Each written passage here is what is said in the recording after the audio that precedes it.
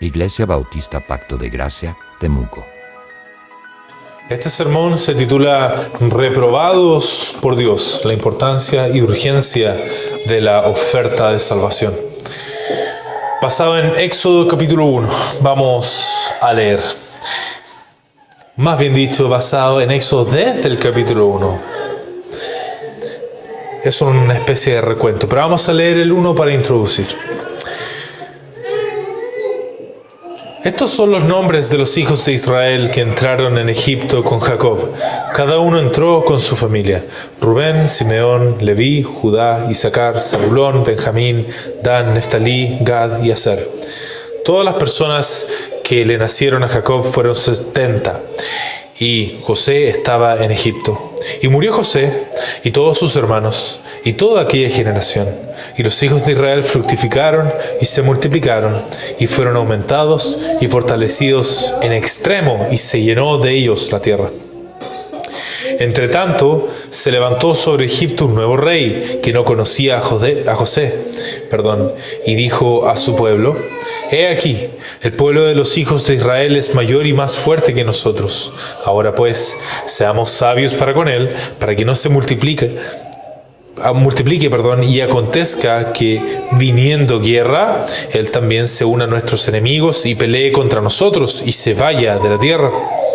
Entonces pusieron sobre ellos comisarios de tributos que los molestasen con sus cargas, y edificaron para Faraón las ciudades de almacenaje, Pitón y Ramesés. Pero cuanto más los oprimían, tanto más se multiplicaban y crecían, de manera que los egipcios temían a los hijos de Israel. Y los egipcios hicieron servir a los hijos de Israel con dureza, y amargaron su vida con dura servidumbre, en hacer barro y ladrillo, y en toda labor del campo, y en todo su servicio, al cual los obligaban con rigor.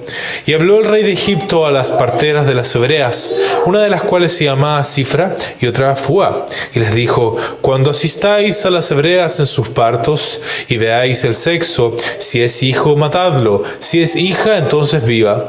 Pero las parteras temieron a Dios y no hicieron como les mandó el rey de Egipto, sino que preservaron la vida de los niños. El rey de Egipto hizo llamar a las parteras y les dijo: ¿Por qué habéis hecho esto, que habéis preservado la vida a los niños? Y las parteras respondieron a Faraón: porque las mujeres hebreas no son como las egipcias, pues son robustas y dan a luz antes que la partera venga a ellas. Y Dios hizo bien a las parteras, y el pueblo se multiplicó y se fortaleció en gran manera. Y por haber las parteras temido a Dios, él prosperó sus familias. Entonces Faraón mandó a todo su pueblo, diciendo: Echad al río a todo hijo que nazca, y a toda hija preservar la vida. Que el Señor añada bendición a la lectura de esta porción de su palabra. El propósito de esta enseñanza es que, siendo consciente de las consecuencias de rechazar, ya sea de manera pasiva o activa, la oferta de salvación de Dios por medio del Evangelio, dejes de hacerlo. Te arrepientas y creas para que seas salvo. Esto es relevante porque hoy en día Dios nos habla por medio de la palabra de Dios, por medio de la Biblia.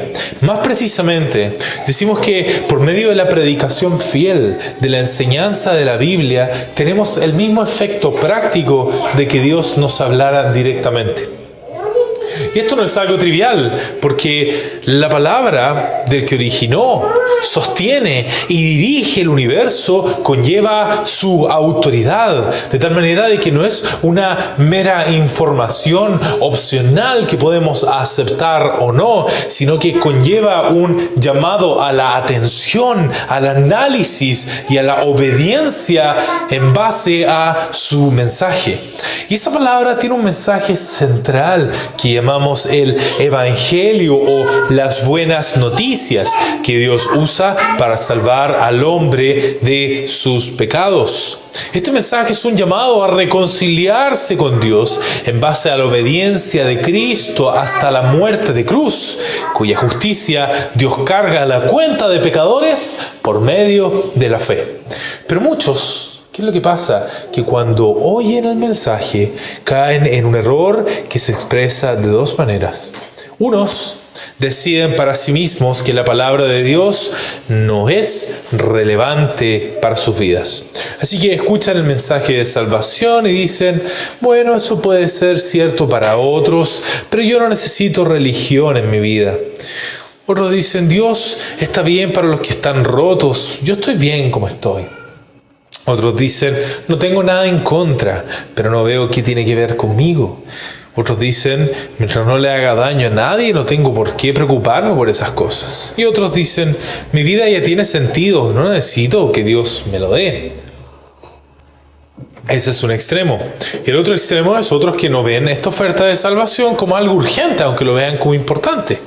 Entonces escuchan el mensaje de salvación y dicen, lo sé, algún día me voy a poner en serio con Dios, pero no ahora. Estoy considerando estas cosas, pero necesito más tiempo. Ahora tengo otras prioridades, más adelante me acercaré. Sí, es importante, pero no tengo que tomar una decisión hoy, cuando sea viejo. Ya va a haber tiempo para eso. El problema que tienen, es que esto no es un error ligero, hacer alguna de estas dos cosas, sino que podría significarles una eternidad de sufrimiento eterno. Y esto lo vamos a ver en el pasaje que leíamos y en lo que vamos a ver un recuento más adelante. El pasaje que leíamos nos introduce solamente a las interacciones entre Dios y el faraón. Estas interacciones nos van a enseñar tres cosas respecto de esto que estábamos hablando, de cómo se recibe el mensaje de salvación, de la reconciliación con Dios por medio de la obediencia de Cristo, de la fe en Él.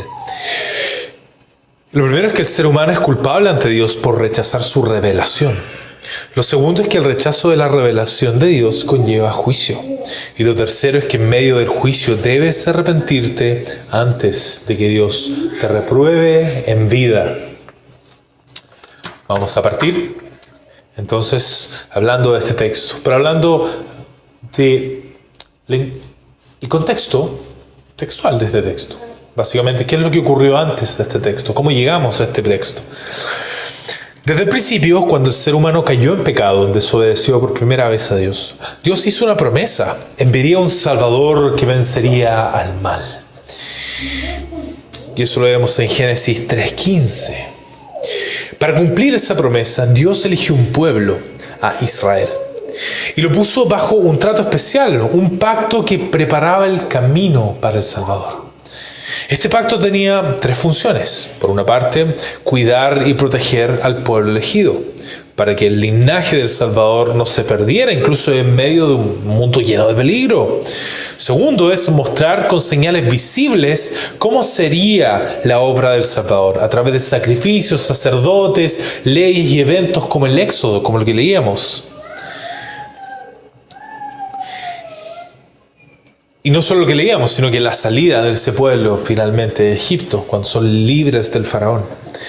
Y por último, enseñar y guiar espiritualmente, mostrando el camino de la fe, aunque solo aquellos a quienes Dios tocara el corazón, ellos iban a entender estas cosas, que eran figuras de la realidad de este Salvador que habría que venir, que hoy en día entendemos que es Cristo. Este pacto no podía salvar por sí solo, el que había hecho con el pueblo, pero preparaba todo para que el Salvador viniera y cumpliera la promesa hecha desde el principio. Cuando llegamos al libro del Éxodo, Israel está en Egipto, creciendo como pueblo, pero esclavizado. Y Dios está a punto de actuar con poder para librar a su pueblo, mostrando en esa historia una imagen anticipada de lo que Cristo vendría a hacer por los suyos en un nivel espiritual y celestial. En particular, nos vamos a enfocar en lo que Dios hace con el faraón para esto. En este sentido, lo que vamos a ver en esta sección de la palabra no es algo que simplemente ocurrió en el pasado, sino que algo que nos da un mensaje poderoso para el día de hoy. En particular, esto es lo que vamos a ver al contemplar cómo el faraón reacciona ante la palabra de Dios y cómo Dios responde, y vamos a ver cómo aplica a nosotros. Y vamos a partir con una observación. La observación es esta: Dios castigó a Faraón por rechazar su revelación. En Éxodo 5, capítulo 1 y 2, Dios manda por medio de Moisés: deja ir a mi pueblo, dice. Veíamos ese pueblo, leíamos sobre ese pueblo esclavizado, con cargas pesadas por parte del faraón. Y ahora Dios manda por medio de Moisés a ese faraón: deja ir a mi pueblo. Faraón responde: ¿quién es Jehová? ¿Quién es ese Dios del que me hablas? El nombre de quién me hablas. Su desprecio abre el conflicto. El juicio empieza con la revelación que es despreciada. En Éxodo 7:13, después de la señal de la vara serpiente, cuando se le muestra al faraón una vara que se convierte en serpiente como una señal de que Dios estaba detrás de todo esto, el faraón no escucha. Entonces comienza la primera plaga, que es que se convierte el agua en sangre. El rechazo al milagro inicial desencadena actos de juicio uno tras el otro y progresando. En Éxodo 8:15, luego de recibir alivio tras la plaga de ranas que había enviado Dios, Faraón endurece su corazón otra vez. Su desprecio por la misericordia provoca más plagas de piojos, de moscas, etc. En Éxodo 10:3, Dios confronta a Faraón y le dice: ¿hasta cuándo no te humillarás? Faraón resiste y el juicio continúa con langostas y luego con tinieblas. Esto es lo que vemos cuando leemos el Éxodo, a partir de lo que leímos en el capítulo 1. El faraón no es un mero personaje del pasado, eso sí, sino que Dios utiliza estos eventos como figuras, como representaciones de lo que siempre ocurrió y ocurre hasta el día de hoy. El faraón en la palabra representa al enemigo de Dios, y en este sentido representa a todo ser humano, porque todo ser humano es de nacimiento enemigo de Dios. Y la razón para decir esto es la siguiente: el ser humano es culpable ante Dios por rechazar su revelación. Y este es el punto número 1. Querido amigo, quizás tú eres como el faraón. Y cuando te hablan de Cristo, tú dices: ¿quién es Cristo para decirme que soy culpable ante Dios y que necesito de su servicio? Como decíamos antes, quizás tienes esa mentalidad que dice: no me parece que yo tenga que ver algo con Dios y el mensaje de Dios. Quizás piensas: yo estoy bien, así tal como estoy. Pero amigo, la palabra dice precisamente lo contrario. Tú tienes tanto que ver con Dios que eres culpable por rechazar su revelación que te da diariamente. Porque todos fuimos creados por Dios en su imagen y semejanza. De tal manera de que nuestra mente está todo el día y en todo momento dependiendo de la presencia de Dios a nuestro alrededor. Y la asume. Nuestra mente está diseñada para asumir la presencia de Dios. Esa familiaridad con su presencia se demuestra desde la experiencia más cotidiana hasta la más compleja. Por ejemplo, todos vivimos haciendo planes para el futuro, confiando en que las leyes del universo se van a mantener estables. Por eso confiamos en que la forma en que razonamos sigue siendo válida sin importar el momento, el lugar o el gobierno bajo el que vivamos. Suponemos que la lógica que nosotros usamos en nuestra mente, si nosotros pensamos correctamente, siempre nos va a orientar hacia la verdad y nos va a permitir tomar decisiones conectadas con la realidad. Pero detengamos un momento y asumamos que nuestra forma de pensar y la historia de nuestra vida diaria no provienen de Dios, como lo afirma la palabra. Vamos a suponer que vienen de fuentes distintas. Si esto fuera cierto, entonces hay solo dos opciones. O nuestra manera de pensar viene de un origen y nuestra historia personal, lo que vivimos día a día, viene de otro origen distinto, o ambas surgen del azar. Sin propósito, sin diseño alguno. Nuestra forma de pensar y lo que vivimos día a día. En cualquiera de los dos casos, la pregunta es: ¿qué garantía tienes de que lo que piensas tiene que ver con la verdad? ¿Qué garantía tienes de que tu forma de pensar calza con lo que tú estás experimentando cada día tras día? ¿Qué seguridad hay de que tus convicciones más profundas no sean simplemente un producto del momento que podría cambiar mañana? Sería como vivir dentro de una broma cruel, pensar con confianza sobre algo solo para darte cuenta un día que tu mente te engañó. Porque no estaba hecha para la verdad, sino que, por ejemplo, para sobrevivir o para adaptarse. No en base a la verdad. Amigo, si fueses coherente con la idea de que Dios no tiene nada que ver contigo, entonces tendrías que admitir que ninguna de tus decisiones son realmente racionales, porque al final no hay razón para confiar en tu razón. Pero como sabemos que Dios sostiene todo, con confianza usamos la razón con una expectativa de que la forma de la realidad va coincidiendo con la forma de nuestra razón, porque están creadas por el mismo creador y tienen el mismo plan, mismo diseño. Pero eso no es todo. Nuestra relación con Dios también se manifiesta en algo que todos damos por sentado. Vivimos como si el futuro fuera a comportarse como el presente. Confiamos en que, por ejemplo, la ley de gravedad, de gravitación universal, va a seguir funcionando mañana. Y que la luz se va a comportar igual. Y que el pan que nos alimenta hoy también los va a alimentar mañana. Pero detente a pensar, ¿qué garantía real tienes de que eso sea así? Ninguno de nosotros ha estado en el futuro para comprobarlo. Y sin embargo, nos parece de lo más natural sacar conclusiones futuras a partir de lo que observamos en el día de hoy. De hecho, toda la ciencia se basa en esta suposición, que hay un orden constante, una lógica que se mantiene en el universo. Pero, ¿y si Dios no nos hubiera revelado que Él sostiene todas las cosas con tu poder? Entonces, ¿qué estaríamos haciendo? Estaríamos jugando a adivinar, esperando que las cosas sigan como hasta ahora, pero sin ninguna razón para confiar en ello. Seríamos simplemente suertudos momentáneos nomás, esperando que la suerte nos acabe mañana. Pero como sabemos que Dios sostiene todo con confianza, vivimos como si el futuro fuera a comportarse como el presente. Si vemos en un laboratorio un comportamiento de los elementos con los cuales estamos experimentando y vemos un patrón ahí, bajo ciertas condiciones, por confianza, podemos decir que el día de mañana, bajo las mismas condiciones, los objetos se van a comportar igual. Pero no hay garantía, a menos que Dios nos hubiese revelado que Él sostiene todas las cosas de manera estable. Pero aún eso no es todo. También vivimos cada día como si el bien y el mal fuesen reales, no una mera ficción que inventamos. Reprobamos lo que consideramos injusto y aprobamos lo que consideramos bueno. Nos indignamos cuando otros hacen el mal y queremos ser tratados con justicia. Pero ahora pensemos un momento. ¿Qué fundamento tenemos para juzgar moralmente cualquier cosa? Como decir, esto es bueno, esto es malo. Si Dios no tiene nada que ver con nosotros, si no hay un creador santo y justo que nos formó a su imagen, ¿de dónde viene esta conciencia moral que todos experimentamos?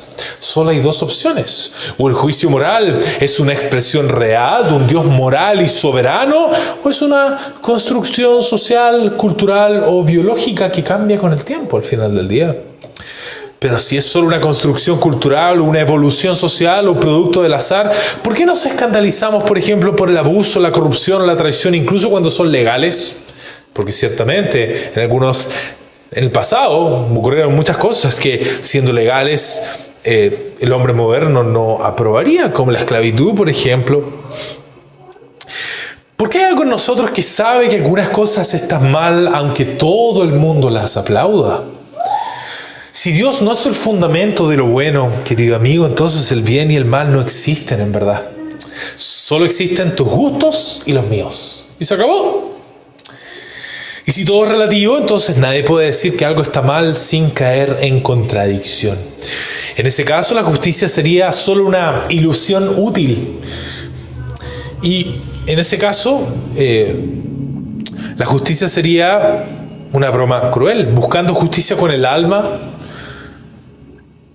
estaríamos viviendo una broma cruel, donde buscamos justicia con el alma, pero en un mundo que no tiene un lugar para la justicia real. Amigo, si fueras coherente con la idea de que Dios no está detrás de tu conciencia moral, entonces tendrías que admitir que tus juicios morales no significan nada realmente. Solo serían reflejos químicos disfrazados de convicciones. La forma en la que funciona tu cerebro, un mecanismo meramente. Así, Hitler y todos los dictadores y genocidas de este mundo, ¿en qué se diferencian? Son solamente otros reflejos químicos de tu cerebro, otra reacción neuroquímica. Y ahora vamos a empezar a juzgar reacciones neuroquímicas. Eso sería absurdo. Pero porque sabemos que fuimos creados por un Dios justo, nuestra conciencia moral tiene sentido. Sabemos que hay bien y hay mal porque Dios es bueno y nos hizo a su imagen y semejanza. Todo esto lo sabemos. Todo esto Dios nos lo reveló, porque nos dio su imagen y semejanza y ahí puso estas cosas. Y esto demuestra que tienes una familiaridad innata con Dios. Por tanto, la respuesta a la pregunta, ¿qué tengo que ver con Dios yo? Es esa. Y hacer esa pregunta, sabiendo todas estas cosas, es una ofensa directa. Amigos, día tras día vives dependiendo de su presencia, pero como dice la misma palabra, no le das gracias ni le glorificas, sino que todo lo contrario. Dios te diseñó en cuerpo y alma para ser feliz en servicio a Él. ¿Pero qué hiciste? Buscaste hacer girar tu vida en torno a otras cosas. Quizás a tu carrera, quizás a los placeres, a las riquezas, a la fama. Y no te importó violar la ley que Dios puso en tu corazón, si eso significaba conseguir esas cosas. De esto se trata. Entonces, la perversión del hombre, querido amigo. Ya el hecho de hacer girar la vida en torno a otras cosas que no sea Dios es pecado, es idolatría. Pero por buscar los placeres se cometen toda clase de abominaciones, lo mismo con las riquezas y también la fama. Por esas cosas mentimos para cuidar nuestra imagen. Damos falso testimonio independientemente de las consecuencias o de cómo pueda afectar a otros.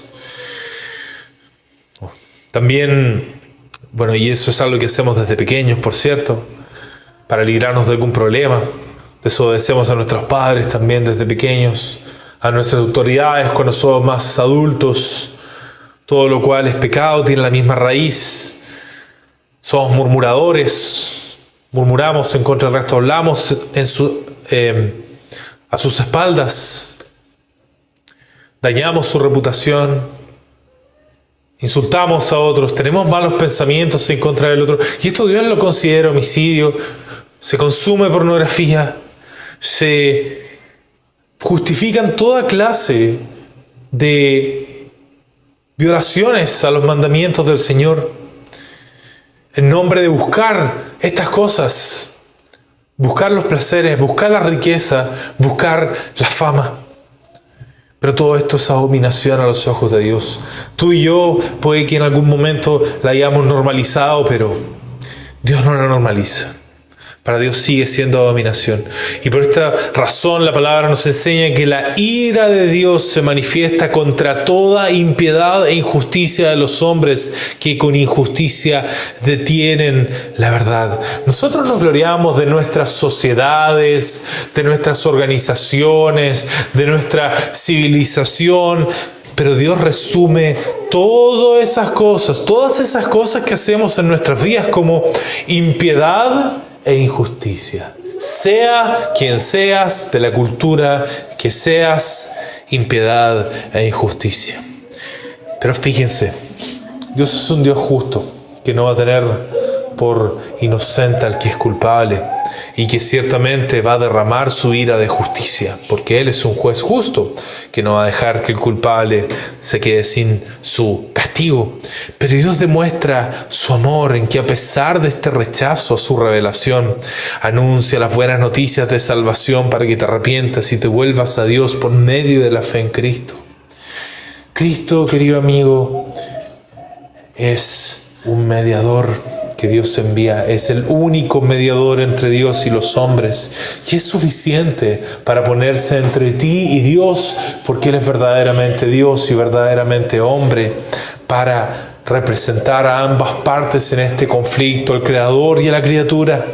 Vivió una vida perfecta y sin pecado, de tal manera de ser un justo representante de pecadores como nosotros, y en la cruz del Calvario sufrió la ira de Dios. Dios derramó su ira de justicia en Cristo, de tal manera de que Él pudiera sustituir a pecadores en ese castigo y que luego esos pecadores pudieran ser perdonados y no sufrir el castigo. Podemos verlo como una transferencia del castigo. Dios transfirió el castigo que merecían esos pecadores a Cristo para que esos pecadores ahora no lo tengan que sufrir y puedan ser perdonados por Dios.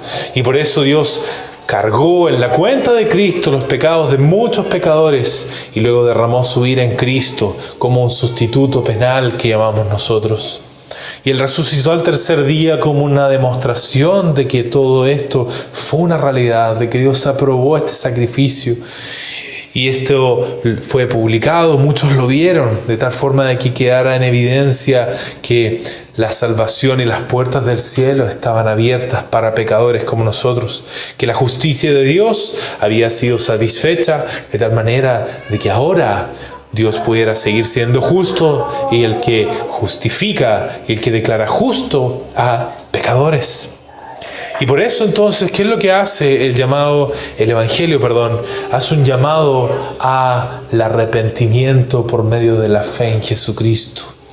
Eso es lo que hace, es llamarte a confiar en Cristo en primer lugar, como aquel mediador que vino y que puede hablar con Dios a tu favor y ser escuchado, porque Él para eso vino y fue enviado por Dios. Y a partir de eso reconocer delante de Dios tus pecados, confesarle tus pecados y decirle: oh Dios, perdóname en oración, perdóname por esto, y viví una vida en contra de ti y yo quiero vivir ahora para ti, de ahora y para siempre.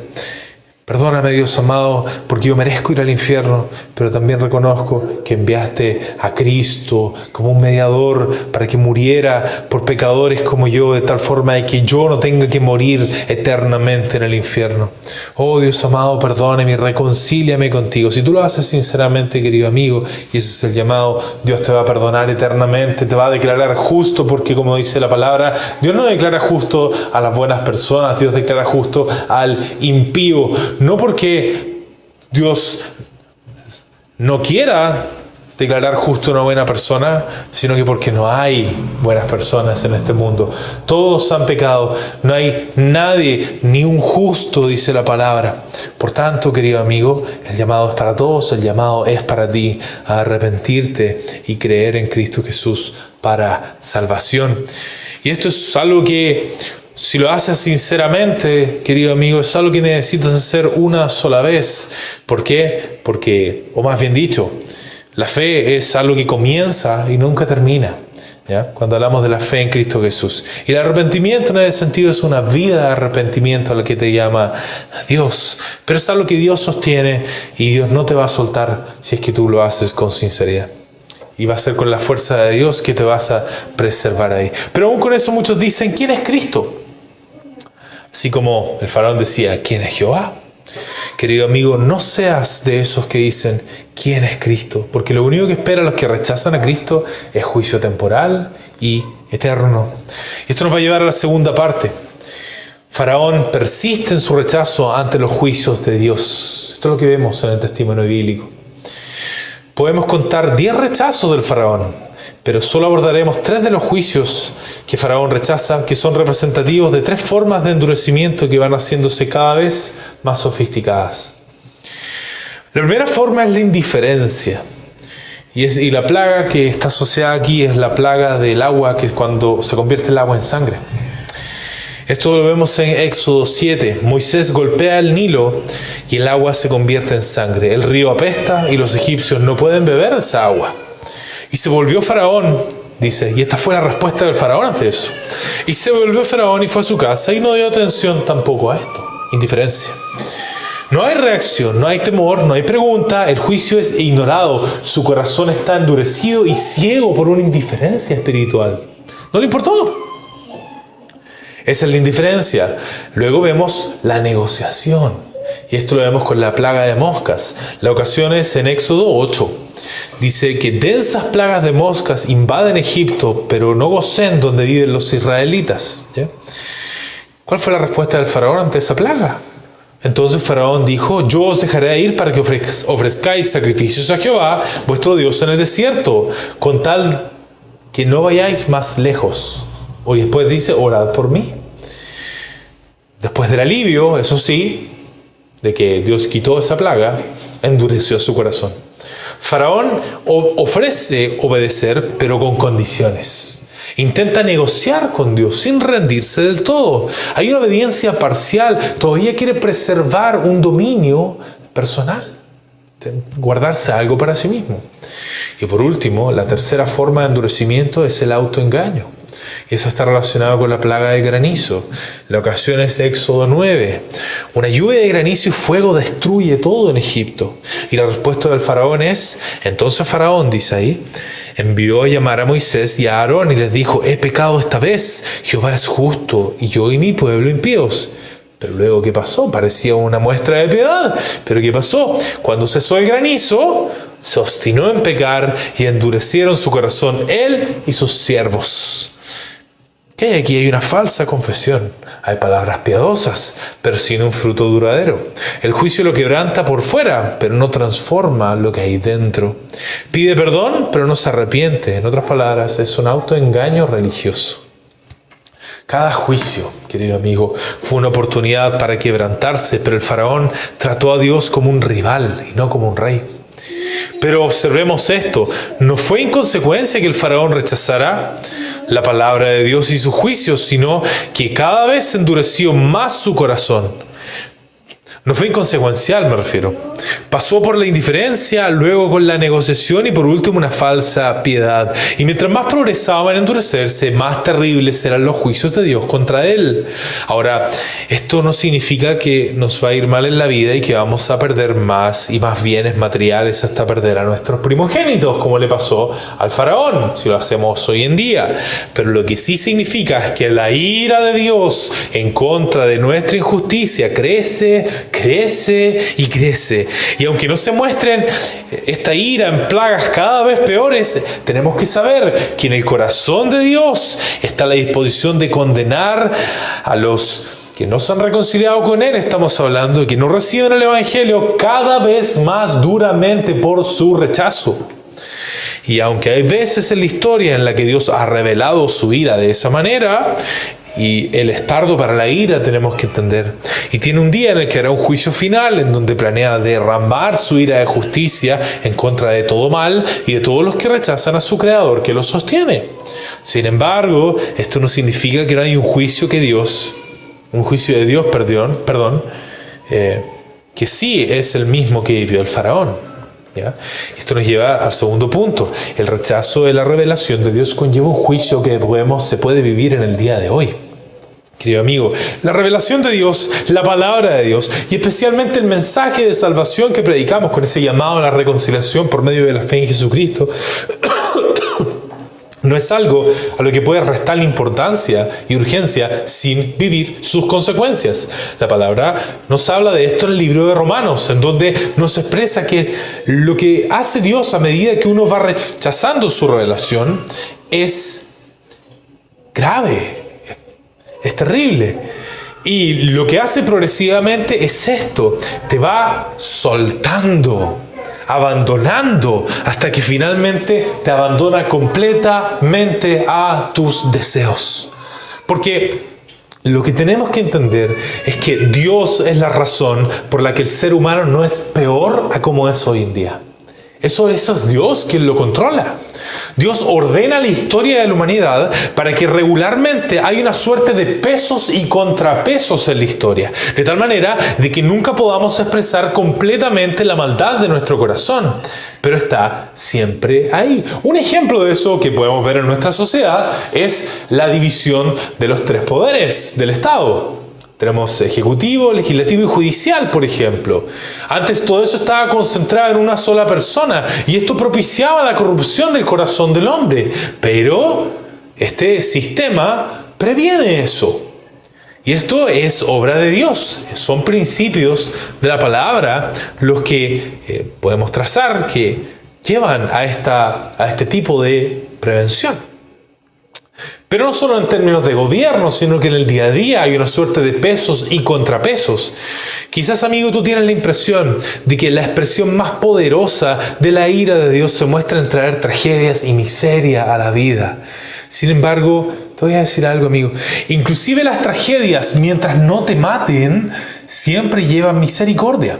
¿Por qué? Tú dirás, porque Te recuerdan que eres una criatura y sirven como oportunidad para seguir a Dios, para acordarte de que eres finito y que necesitas algo superior. Pero la ira de Dios se manifiesta de manera mucho más intensa cuando te abandona para que hagas lo que quieras. Porque eso no te lleva a repensar más en tu relación con Dios, sino que menos. Es una señal de que Dios no tolera tu maldad y por amor a su justicia te aleja de sí y te vuelves cada día más repulsivo para Él. Ocasionalmente en la historia hemos visto qué pasa con un hombre cuando Dios quita los pesos y contrapesos y lo deja abandonado a su maldad.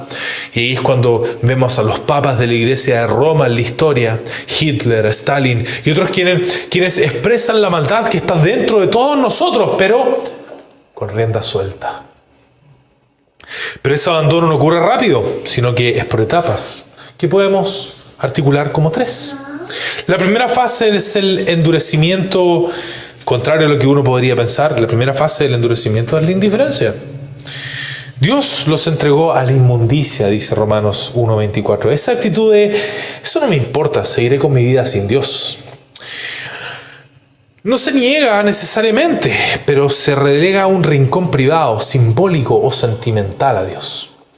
Se vive para el trabajo, para la familia, para el éxito, el placer, como si la eternidad no existiera. En su forma religiosa es participar en lo sagrado sin temor ni rendición. Se asiste a los cultos, se habla de Dios, pero su palabra no gobierna la conciencia.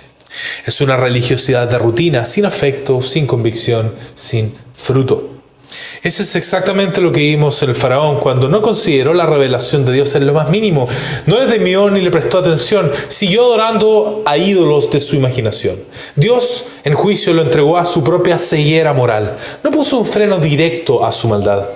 Aunque sí envió juicios, estos no quebrantaron su voluntad al principio, porque su corazón estaba entregado ¿a qué? A su desinterés endurecido. Esa es la primera fase. La segunda fase del endurecimiento es la negociación. Cuando el hombre ya no ignora a Dios, pero pone su autoridad como algo opcional o negociable. Dios los entregó a pasiones vergonzosas, dicen Romanos, que es la segunda etapa. Esta entrega representa una inversión del orden natural. Cuando Dios comienza a retirar los frenos morales y la conciencia deja de reconocer el diseño básico de la creación. Y eso tiene 2 formas también, una forma secular y otra religiosa. En la forma secular, esto se ve cuando personas que admiten que debe haber un creador comienzan a justificar pasiones que deberían causar vergüenza. Ya no se trata solo de desacuerdos intelectuales, sino de deseos profundos que se exaltan por encima del orden creado. El joven, por ejemplo, que dice creer en Dios, pero se entrega abiertamente a una relación sexual con alguien de su mismo sexo y afirma que eso es amor verdadero. La activista que defiende el aborto como un derecho personal y dice mi cuerpo, mi decisión, aún sabiendo que su instinto natural debiera proteger la vida del que lleva dentro de su hijo o hija. El profesional exitoso que cree en la espiritualidad pero dice que cada uno tiene derecho a vivir su verdad, incluso si esa verdad niega el diseño de Dios para el hombre y para la mujer. Aunque todavía no hay una estructura plenamente establecida, las pasiones comienzan a gobernar la moralidad. Se ignora la vergüenza, se niega el desorden y se comienza entonces a justificar lo torcido como digno de aceptación. Esa es la forma secular. En su forma religiosa, estas pasiones también se manifiestan, pero envueltas en formas de piedad. La persona ya no se limita a ignorar a Dios. Ahora siente un deseo de Dios, pero solo en sus propios términos. El joven que llora en la reunión canta con fervor, pero mantiene relaciones sexuales fuera del matrimonio porque Dios conoce su corazón. El padre de familia que asiste a la iglesia, pero mantiene una relación paralela y dice que no puede dejarla porque lo hace sentir vivo. Estamos hablando de un adulterio, por cierto. El creyente que afirma que Dios le ha hablado, pero desobedece mandamientos claros con el argumento de Dios lo entiende. Aquí no hay conversión, hay una fe moldeada por pasiones no redimidas. Lo que antes habría sido motivo de vergüenza, ahora se normaliza con frases como Dios no es tan estricto, o eso es legalismo, o todos pecamos. Todas esas cosas son formas religiosas de esta segunda fase del endurecimiento. Y acá tenemos la última fase del endurecimiento. La tercera fase es el autoengaño, que ya es institucionalizado. Cuando el hombre no solo rechaza a Dios o negocia con Él, sino que construye una visión del mundo en la que su rebelión parece virtud y Dios es reemplazado por algo más alto a los ojos del ser humano. Dios los entregó a una mente reprobada, dice. Esta es la forma más profunda del abandono de Dios. No solo hay pecado, sino que la conciencia ha sido torcida. El mal es llamado bien y el bien mal. La rebeldía ya no es personal, es cultural, es legal, es pedagógica, es eclesial. Se convierte ahora en regla. Esta mente reprobada toma dos formas también. En su forma religiosa, el hombre sigue hablando de Dios, pero ya no lo teme.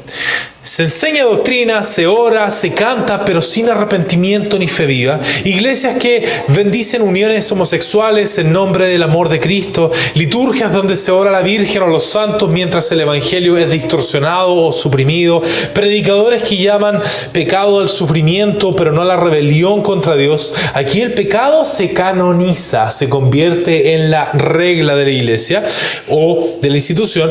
Lo que debería doler se institucionaliza. Lo que debería provocar llanto se celebra como un avance espiritual.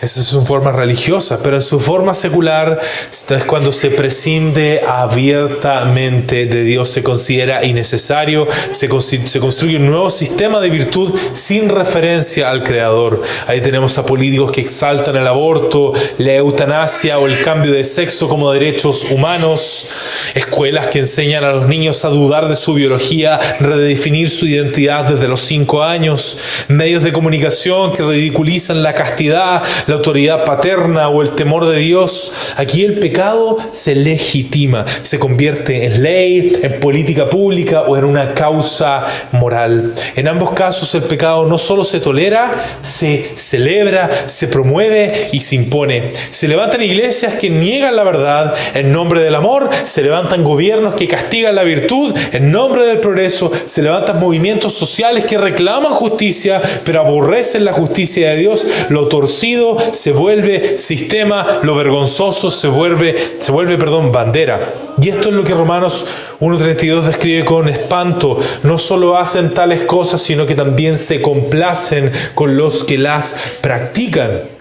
Ya no hay vergüenza, ahora hay orgullo. Ya no se esconde el pecado, se imprimen afiches, se canta en festivales, se predica desde los púlpitos, se canoniza en sínodos, se legisla en parlamentos, se enseña en universidades. Este es el endurecimiento más trágico, queridos amigos, porque ya no parece rebeldía esto, parece una virtud superior, es una piedad sin verdad, una justicia sin Dios, una espiritualidad sin cruz. Y en ambos casos el alma está en la frontera del juicio final, convencida de estar iluminada cuando ya ha sido entregada una mente reprobada. Y este es el más grave de todos, porque sea secular o sea religioso, ya no hay búsqueda, ya no hay negociación, hay desprecio activo, organizado y celebrado. El corazón ya no le pide nada a Dios, le exige, lo invoca, pero solo para usarlo para otras cosas. Y este, querido amigo, es el umbral del infierno. Y se puede expresar en una vida con una sonrisa muy hermosa en la cara. Pero aún en este estado hay misericordia, querido amigo. Aún en este estado Dios puede salvar si es que respondes al llamado de salvación de manera urgente y no lo rechazas. Pero he aquí, si lo rechazas, te pasará lo que le pasó al faraón. Y esto nos lleva al último punto. Dios abandonó plenamente al faraón. Faraón endurece su corazón voluntariamente al principio, rechaza la evidencia del juicio sin quebrantarse, luego intenta negociar con Dios en vez de obedecer después, finge rendición pero sin arrepentimiento. Etapa tras etapa vemos cómo Dios aleja más y más al faraón de sí, cada vez se vuelve más intolerable su pecado, pero la paciencia de Dios en un momento se acaba. Y aquí es cuando leemos la sentencia más terrible que un hombre puede recibir. Y Jehová endureció el corazón del faraón. Ya no es solo que el faraón no quiere. Ahora Dios ha decidido no dejarlo querer. Es la entrega judicial de Dios. Es el momento en el que Dios retira su mano completamente y el juicio comienza a cumplirse desde adentro. No con relámpagos, sino con un corazón sellado para el juicio, que ya no va a ser restaurado y no tiene esperanza. Dios es paciente, querido amigo, pero no es accesible eternamente. Cuando un corazón rechaza su voz y desprecia su corrección, llega un momento en el que Dios deja de llamar. No todo juicio de Dios es redentor. Y esto nos lleva al último punto. En medio del juicio debes arrepentirte antes de que Dios te repruebe. Este juicio es uno que determina el estado eterno de esta persona, querido amigo. Ya no hay salvación una vez que Dios dice esto. Cabe destacar que no es que Dios activamente esté produciendo resistencia en el corazón de alguien como el faraón. Es que Dios ya deja de influenciar ese corazón para el bien. Y como Él es el único que puede hacer eso, la palabra dice que Dios lo endureció finalmente. Cuando Dios saca su mano, podemos decir que Dios lo endurece porque ya no quedan influencias que lo acerquen a sí mismo. Es cuando Dios ya no pone contrapesos en la vida de un pecador para que no se aleje completamente. Es cuando Dios simplemente dice, se acabó, ya no hay más intentos de salvar. A veces esto se manifiesta en la muerte para llevar directamente al pecador al juicio. Dios efectivamente, cuando hay pecadores endurecidos, judicialmente los endurece y simplemente se los lleva. Pero otras veces, querido amigo, se manifiesta en una vida de la que Dios se oculta completamente. La palabra de Dios deja de estar presente, es reemplazada quizás con tradiciones religiosas que la contradicen o quizás con libros de autoayuda, etc. Pero ya no hay motivación ni influencias en tu vida para acercarte a Dios. Nadie te, entre comillas, molesta hablándote de Dios. Todo eso se acaba. Y ojo, esto puede venir acompañado de muchas riquezas, quizás placeres, drogas, viajes al extranjero, fama o fortuna, en donde todo el mundo te acepta. Pero el más importante, te ha abandonado y te ha rechazado. Por eso, querido amigo, no puedes confiar en la prosperidad para tratar de entender la relación de uno con Dios. Porque a veces la maldición más intensa de Dios se ve como un hombre, como una mujer sonrientes, viviendo la vida. Vamos a concluir entonces. Primero, Dios habla con claridad y el rechazo no es neutral, querido amigo. El mensaje de salvación no es una sugerencia piadosa, es una proclamación soberana. Negarse a escuchar o postergar la obediencia es rechazar al Creador. El faraón no comenzó odiando a Dios, sino ignorándolo, pero cada rechazo lo acercó más al juicio. Segundo, el endurecimiento del corazón tiene fases, cada una es más peligrosa que la anterior. Primero viene la indiferencia, luego la negociación y finalmente el autoengaño institucionalizado. No todos llegan a lo último, pero todos están en camino si no se arrepienten. Cada paso que da sin rendirse a Cristo puede ser parte de esta espiral que termina en una mente reprobada. Por último, el juicio final puede comenzar en esta vida, cuando Dios ya no llama. Hay un punto en que Dios deja de contender con el hombre, cuando ya no hay palabra, ni conciencia, ni convicción. Cuando la vida sigue, pero el alma está sellada. El faraón cruzó ese umbral y la historia lo muestra como advertencia solemne para nosotros hoy. Amigo, Dios te habla hoy. No estás oyendo esto por accidente. No seas como faraón. No digas después. No digas eso no es para mí. Hoy es el día de salvación, dice la palabra. Ríndate a Cristo, cree en su evangelio, arrepiéntete de tus pecados y clama por misericordia en nombre de Cristo, porque si hoy escuchas su voz, no endurezcas tu corazón. Que el Señor confirme esta enseñanza.